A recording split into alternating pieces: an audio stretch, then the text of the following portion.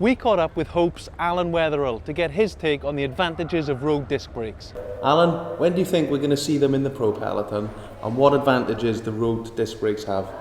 But one of the main advantages really is the consistency of the braking. Because as you know, with rim brakes, you get a bit of water on the discs, or water on the rims, the transitions change, your braking is totally changed when you've got long descents, and on long alpine runs, you're overheating the carbon rims, that sort of thing, so it's a lot of disadvantage on those. Yeah, look, it's all the braking on the centre wheel, so you keep all the heat within the disc, so it's not gone to the braking surface or affecting the tyres.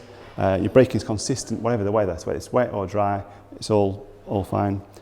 So it never changes basically. And as we can see here, they're being used in cross races already. Yes, we've been using, our teams are quite successful in cross racing, and we've been using for many years now. So UCI proved it a long time ago, and it's proven. A lot of people even in cyclocross said it would never take off, but we've seen this year the first all the pro riders are using them in all the world events this year.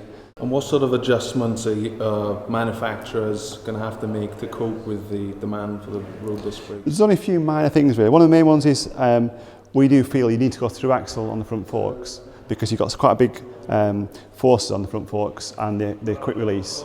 So especially if the actual drop out to the wrong angle is trying to push the front wheel out. So you have to make sure that's in the right location, and the through axle gets rid of any problems. And there's a bit of extra strengthening on the forks down the bottom just actually supports the loading on there. And there's very little on the rear end, but you can actually probably reduce some of the other areas where you would have strength normally for the canties, because you're not trying to force the chainstays apart. So you can actually lose weight as well there as well.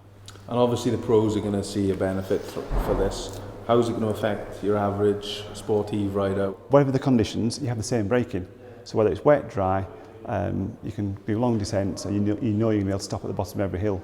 And how long do you think it's going to take for road disc brakes just to be the norm, until people look back and think, what were we doing? It's still quite a long time, because we started doing, well, as an example of mountain bikes, we started making mountain bike brakes in 1989, but it's probably mid to late 90s before it became normal.